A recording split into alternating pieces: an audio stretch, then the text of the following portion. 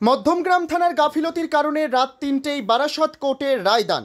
12ই March 2025 তারিখে জ্যোতিপ্রকাশ দাস নামে এক ব্যক্তিকে গ্রেপ্তার করে মধ্যমগ্রাম থানার পুলিশ।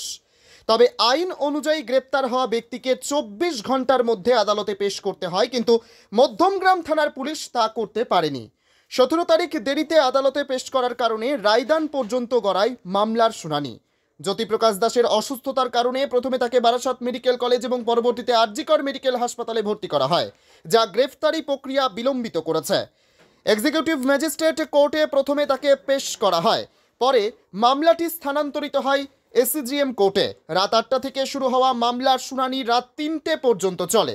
এই দীর্ঘ শুনানির পর এসিজিএম বারাসত আদালতের বিচারক অভিযুক্তকে 1000 টাকার ব্যক্তিগত বন্ডে জামিন প্রদান করেন। তবে বারাসত কোর্টের আইনজীবীরা অভিযোগ করেছেন, মধ্যমগ্রাম থানার গাফিলতির কারণে মামলার শুনানি এত রাতে গড়িয়েছে। আইনজীবীদের দাবি, যদি মধ্যমগ্রাম থানা সঠিকভাবে মামলার তদন্ত করে আসামিকে সময় মতো কোর্টে হাজির করত, তাহলে এত রাতে রায়দান হতো না। বারাসত কোর্টের আইনজীবীরা আরও বলেন, থানার অবহেলা এবং দেরিতে মামলা পেশের কারণে আদালতকে রাত 3টের সময় পর্যন্ত কাজ করতে হয়েছে, যা বিচার ব্যবস্থায় অনাকাঙ্ক্ষিত বিলম্ব সৃষ্টি করেছে। এই ঘটনা নিয়ে আদালত এবং পুলিশ মহলে চাপের সৃষ্টি হয়েছে। দেখুন, একটা প্রথম কথা বলি, 12 তারিখ অ্যারেস্ট করেছে আমরা, অ্যাজ পার রেকর্ড যেটা দেখতে পারলাম অ্যারেস্ট মেমো থেকে এবং ফরওয়ার্ডিং দেখে যেটা বুঝতে পারলাম। 17 তারিখে যে প্রোডাকশন করে সেটা আমরা কিন্তু জানতে পারলাম যখন হিয়ারিংয়ে গেলাম। এই যে সময়টুকুর মধ্যে কোর্টকে কোনো রকমভাবে ইনফর্ম করেনি কেউ, পুলিশ পার্সন করেনি, যেটা পুলিশ পার্সনের করা উচিত ছিল। এটা হয়তো লেকুনা বলতে পারেন ইনভেস্টিগেশন একটা। আমরা দেখুন আইনজীবী, রাত্রি আজকে এখন 3টে বাজে। এটা আমাদের কাছে কিন্তু একটা আমরা আমাদের প্র্যাকটিস লাইফে আজকে প্রায় 14-15 বছর প্র্যাকটিস করছি আমরা। আমার প্র্যাকটিস লাইফে প্রথম এত রাত পর্যন্ত আমি কোর্টে রয়েছি এবং এখনও জজ সাহেব রয়েছে। এসিএম কিন্তু আমাদের কাছে কোর্টে এখন আপনারা দেখেছেন, জজ সাহেব এখনও রয়েছেন এসিএম। এর আগে কোথাও দেখিনি। আর সবচেয়ে বড় কথা আপনাদের কাছে এবং আমাদের কাছে সবচেয়ে একটা খুশির খবর হচ্ছে, আমার আসামি যার জন্য এত রাতে আছি তাকে জামিন দিয়েছেন লন্ডন কোর্ট। এটা তো আমার কাছে খুশি, যে কোনো কারণে হতে পারে। এটা কি বলবেন যে নর্মালি এই যে 12 তারিখ গ্রেপ্তার এবং 17 তারিখে প্রডিউস যে কোর্টকে কোনো ইনফর্ম না করা, এটা কি পুলিশের কোনো গাফিলতি? একদম। এটা দেখুন, আমি একটা কথা বলি, পুলিশের কখনো কখনো লেখনা কাজ করে, সেই লেখনা থেকে হয়তো আইনজীবীরা সুযোগ খোঁজে, আমরা সেই সুযোগটা খুঁজেছি।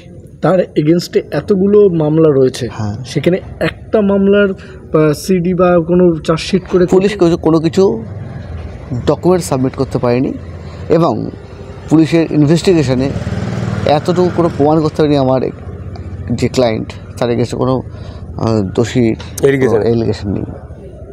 আর সবচেয়ে বড় কথা, কোথাকার কেস, কী কেস, সেই সমস্ত কিচ্ছু পুলিশ কোর্টের কাছে সাবমিট করতে পারেনি। এটা জজ সাহেব, আপনারা দেখুন অর্ডার দেখবেন বুঝতে পারেন, আমরা অর্ডার না দেখেই বললাম। এখন এই রাত্রি 3টে পর্যন্ত জজ সাহেব বাসার আদালতে থেকে নিজে যে রায়দান দিলেন, তো সে বিষয়ে কী বলবেন? এই বিষয়ে এটা আমাদের কাছে একটা মিরাক্কেল ব্যাপার। এটা এটা এটার কাছে আমাদের সত্যি কথা একটা বুঝতে পারলাম। আমরা সবচেয়ে একটা জায়গায় খুব খারাপ লাগছে, এই জুডিশিয়ারি অ্যান্ড অ্যাডমিনিস্ট্রেটিভ, এই দুটো কখনো কখনো গুলিয়ে ফেলছেন পুলিশ প্রশাসন। যদি বলেন কেন, 12 তারিখে আসামি অ্যারেস্ট হলো, জুডিশিয়ারির কাছে প্রেজেন্ট করা উচিত ছিল, তাই না? 24 ঘন্টার মধ্যে, এটা সবাই জানি আমরা। কিন্তু পুলিশ প্রোডাকশন করলেন না। ওনারা ভাবলেন হয়তো কোনো ব্যাপার না। আইন কিন্তু কখনো সবার জন্য সমান, কারোর জন্য স্পেশালি কিন্তু নয়। পুলিশের গাফিলতি এক কথা 110% পুলিশের গাফিলতি। এই কারণেই বললাম, আজকে দাঁড়িয়ে প্রমাণ হয়ে গেল। কেন যদি বলেন, 12 তারিখে অ্যারেস্ট, 17 তারিখে প্রোডাকশান। কোথায়? সিজিএম এসিএম নয়,